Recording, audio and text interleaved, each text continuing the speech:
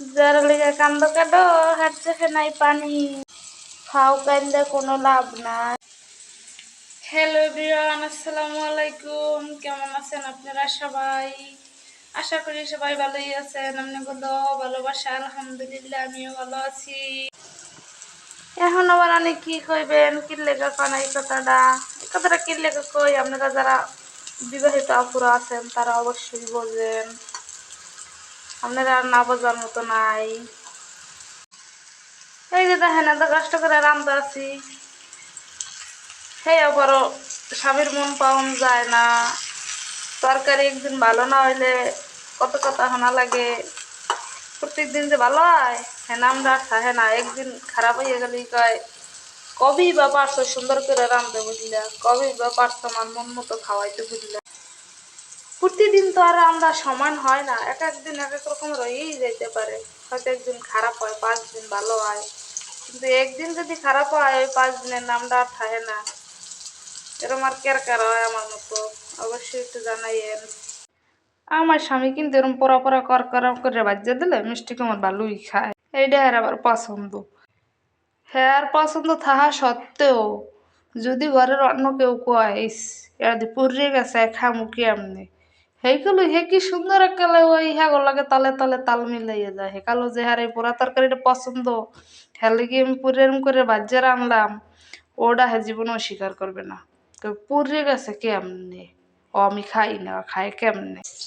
ঘন্টায় ঘন্টায় হ্যাঁ কথা রূপ পাল্টাই হেলাইতে পারে, সময় লাগে না। আর একবারও ভাবে না যে আমার বউডায় কষ্ট পাইবে। আগের দিনে শুনছি মুরব্বীরা কয় স্বামী হয়েছে একটা বট গাছের মতো, মাথার উপরে ছায়া দিয়ে রাখে। হ্যাঁ মনে হয় যে আগের দিনে আসলে, এখন দিনে আর নাই। এখন কইছে একটা তাল গাছের মতো। কিছু হইলি জামাই আমার কয় থাকলে থাকো, না থাকলে চইলে যাও। আরে বেটা তোর সংসারে আইয়া খাটতে খাটতে আমি শৌখিনে হইয়া গেছি। এখন কি আর তোর সংসার থইয়া যাবো? তোর আড্ডি যতদিন আছে আমিও অতদিন আছি, তোর আড্ডি গুড্ডি সব দেখকে এবার যা। গরু পিটাইয়া মানুষ করছি কি আমি তোরে থেকে যাওয়ার লাগিয়া? হ্যাঁ তোরে তো গরুই রাখতাম, মানুষ বানাইতাম না। তুই তো একটা গরুই আসিলি। পুরুষ তুমি বাবারূপী শ্রেষ্ঠ, বাকি সব রূপে তুমি নিকৃষ্ট। তোমার মতো নিকৃষ্ট আর কেউ হয় না। একটা স্ত্রী তার স্বামীর কাছে বেশি কিছু চায় না, শুধু তার প্রাপ্য সম্মানটুকু চায়। শাড়ি গহনা কিছুই চায় না, সুখে দুঃখে যেন সারা জীবন তার পাশে থাকে। এটাই তো। শুধু শাড়ি গহনা দিলেই তার সম্মান দেওয়া হয় না, তাকে ভালোবাসতে হয়, তার পাশে থাকতে হয়, দুইজন দুইজনের নিয়ে বাঁচতে হয়।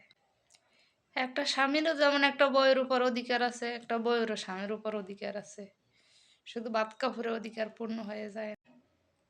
একটা স্বামীর উচিত একটা ঘরে 5 জন মানুষ থাকলে সবাইরে কিভাবে তালাইয়া মিলাইয়া চলতে হইবে।